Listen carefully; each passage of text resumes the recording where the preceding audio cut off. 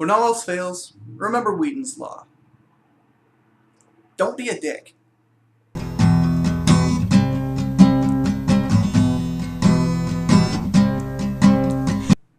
Hey everybody, this is Michael Sparks. Welcome to episode 2 of Sparklepony Roundup. And I had a little bit of trouble deciding what I was going to talk about this week because there's not really a whole lot of big news going on. I mean, yeah, we have the 5.4 previews, but that's not really content I can easily get into in a vlog, especially with my currently limited editing skills. So what I thought I would talk about instead is a post from Zarhym that we got last week regarding the consequences of being a jerk in World of Warcraft. Now, a lot of people probably don't even realize there are consequences at this point, and that's part of what I want to talk about. This basically stemmed from a player on the forums posting about the fact that we can no longer really report somebody for generally just being a jerk in a dungeon. And on one hand, that's fine, because if we still had that option, there would be a million complaints everywhere. And realistically, a GM does not have the time to surf through every single complaint that we file just because somebody used the F word in a dungeon, or this guy rolled on the loot that I needed even though he's a warrior and it's an intellect trinket. And yeah, for the record, if you do that, you're a jerk. But that's not something that Blizzard should really be punishing. Now, unfortunately, I don't remember the exact complaint that this poster had. I believe it was something along the lines of a tank was purposely wiping the group over and over again, and they couldn't kick him because of the you need so many more seconds before you can kick this person buff, debuff, whatever you want to call it. Zarhym replied back, and he said, "The reality is that it's exceedingly difficult and not very sustainable to try and micromanage player behavior on the level that you want. Our customer support reps don't exist to police morals or, as you suggest, deny people access to content for long periods of time simply because they can be mean and cause others inconvenience. So what we've done is developed a hidden system that tracks player behavior in match-made groups on a number of different levels. We don't go into a lot of details about the system for a few reasons. A, we've been constantly evolving how intelligent the system is.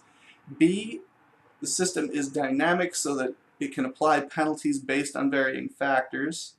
And C, we don't want players to know exactly how the system starts penalizing people for less than average behavior, and then try to game it. Suffice to say, the things you do in a match-made group matter. If you're above the average in kicking players out of groups, being kicked from groups, or ducking out early, the deserved debuffs, kicking thresholds, and the like become increasingly less forgiving. As for handing out suspensions or blocking people from matchmaking content for any period of time, it's been a very different discussion.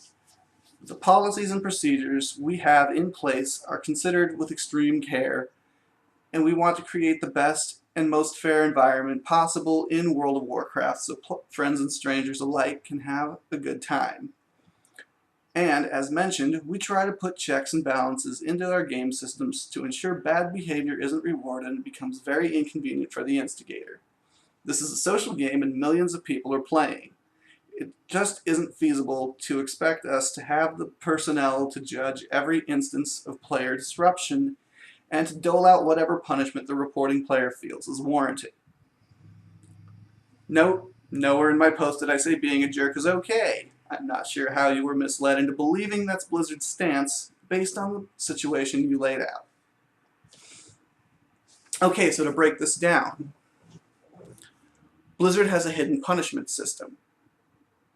So hidden, in fact, that nobody realized it was there. Now, doesn't that kind of defeat the purpose of having a punishment system? I mean, I remember in Wrath of the Lich King, people were constantly getting 2- and 3-day bans for different minor offenses, mostly in trade chat, less in the dungeons. But we knew that somebody was looking, and if we did something that was out of line, it was probably going to come back on us.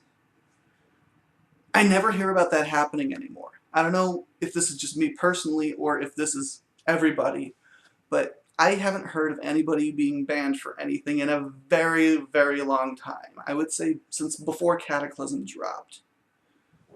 And that's actually a very important thing because, you know, longer queue times or making it harder to kick somebody out of a dungeon, that's not really a motivator to not be a jerk. In fact, it basically, when it punishes you so subtly that you don't even realize you're being punished, makes it seem like there are actually no ramifications at all for what you're doing.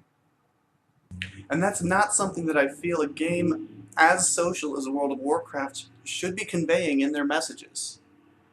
And that's where this poster got the idea that being a jerk is okay, because there are no perceivable ramifications. Now, I'm not saying that Blizzard needs to go and hire a whole ton of GMs to make it so that things are like they were in the old days.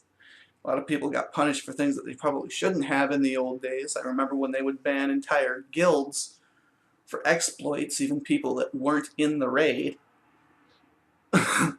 But at the same time, we need to know that there is a reaction for an action. And that's what we're missing right now. I don't know what the solution would be, but it's got to be better than this one. Now maybe if they just simply made it so that instead of making longer queue times and such, you know, there was a ban thrown out here or there. Maybe not from the game as a whole, but maybe just from the look for dungeon content, the look for raid content. That might get the message across that just because you think you can do whatever you want doesn't mean you actually can.